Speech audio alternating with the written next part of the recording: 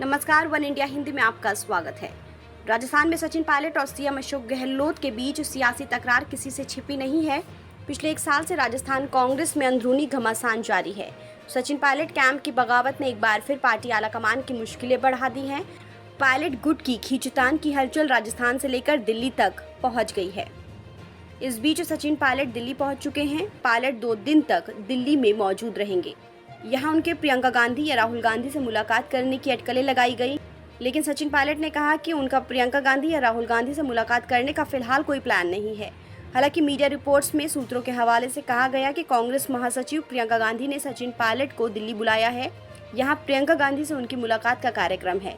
कयास तो ये भी लगाए जा रहे हैं कि राहुल गांधी से भी सचिन पायलट की मुलाकात हो सकती है, लेकिन सूत्रों ने इस बात से इनकार कर दिया है। प्रदेश कांग्रेस गोविंद सिंह डोटासरा दिल्ली पहुंच चुके हैं। कहा जा रहा है कि पायलट प्रकरण में दिल्ली में पार्टी के वरिष्ठ नेताओं से मुलाकात करेंगे। पायलट और डोटासरा रविवार को प्रदेश प्रभारी अजय माकन और संगठन महासचिव वेणुगोपाल से मुलाकात कर सकते हैं। पायलट हमारे नेता हैं, पूर्व प्रदेश अध्यक्ष हैं, कांग्रेस के दमदार नेता हैं। कहीं दिक्कत वाली बात कांग्रेस में है ही नहीं। ये प्रश्न कैसे उठ रहे हैं? रवा सवाल छोड़ने जाने का तो ये वापस मोकल रहा है। आज टीएमसी में गए, बीजेपी छोड़ के गए, और योगी आदित्यनाथ जिस प्रकार से नाराजगी प्रकट करके कल गए हैं, वसुंधरा जी को भवन में बैठी है नाराजगी करके। तो आप दूसरी पार्टियों की देखिए। अब 7 साल हो गए, मोदी जी का कुशासन हमने बहुत झेल लिया।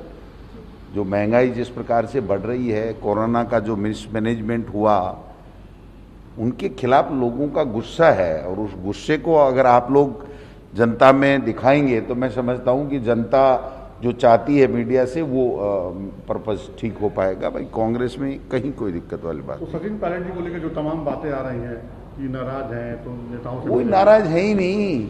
कल ही मेरी बात हुई है, उन्होंने कहा अध्यक्ष जी कहाँ धरना देना है। मैंने कहा जहाँ जिसको जो पेट्रोल पंप मिले वहीं देना।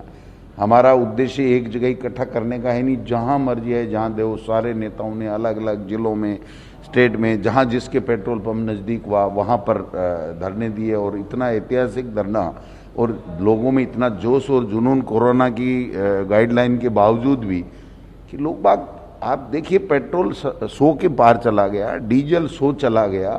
अंतर्राष्ट्रीय बाजार में जो क्रूड ऑयल का भाव है वो 60 के लगभग है। जब 140 और 50 के बीच में प्रति अमेरिकी डॉलर प्रति बैरल था, तब हम लोग 50-55 रुपए में डीजल पेट्रोल देते थे। तो आज जो हालात बने हुए हैं देश के, और आप देखिए ना किस प्रकार से बंगाल में मुंह की खा के मोदी जी आए हैं। इनमें बहुत बड़ी, अब आप इसकी बीजेपी की बनाइए न्यूज, इनमें बहुत बड़ा विद्रोह है।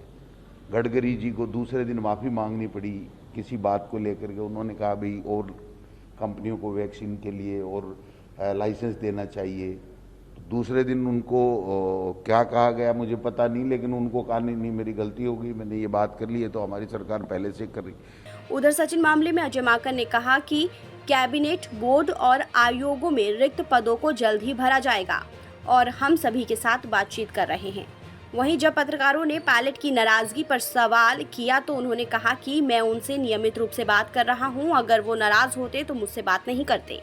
बता दें कि जितिन के कांग्रेस छोड़ने के बाद पायलट ने भी अपने कई मुद्दों को उठाया था। उन्होंने कहा था कि विवाद को 10 महीने का वक्त हो गया है। उस दौरान एक समिति बनाई गई थी जिसमें सभी मुद्दों को हल करने की बात कही गई, लेकिन अभी तक ऐसा कुछ नहीं हुआ, जबकि आधा कार्यकाल बीत गया है। पायलट के मुताबिक ये दुर्भाग्यपूर्ण है कि जिन्होंने पार्टी के लिए काम किया है उनकी सुनवाई नहीं हो रही है। फिलहाल इस खबर में इतना ही। देश और दुनिया की तमाम खबरों के लिए आप बने रहिए वन इंडिया हिंदी के साथ।